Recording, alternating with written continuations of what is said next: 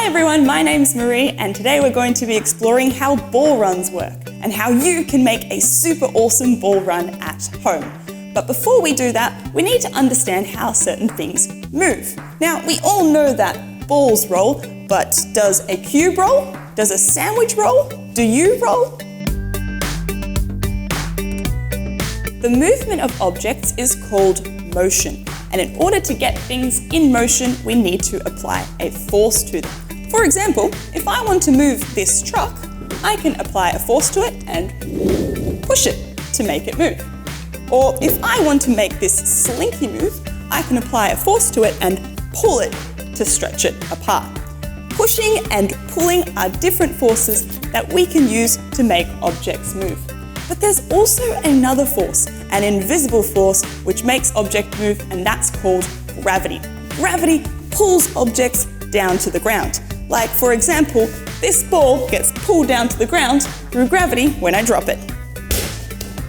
So things move in all different ways. Have an explore with some of your toys at home to see how they work. Do you need to push them or pull them? Do you maybe need to spin them? One of my favorite ways to explore motion is with a ball run, and here is one I prepared earlier.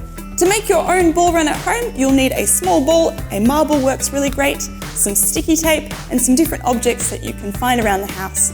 You want to build your ball run on a wall, masking tape or builder's tape works really great. You can use things like toilet paper rolls or lots of different things that you can find around your kitchen. We're now ready to test my ball run. The beauty of a ball run is that it uses the force of gravity to pull the ball down. So if I carefully place this marble on this incline, let's see how it goes.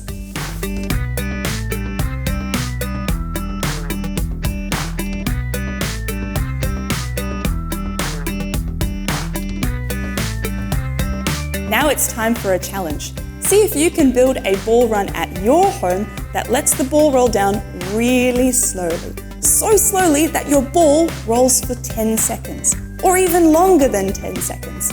Share your videos with us on ScienceWorks social media.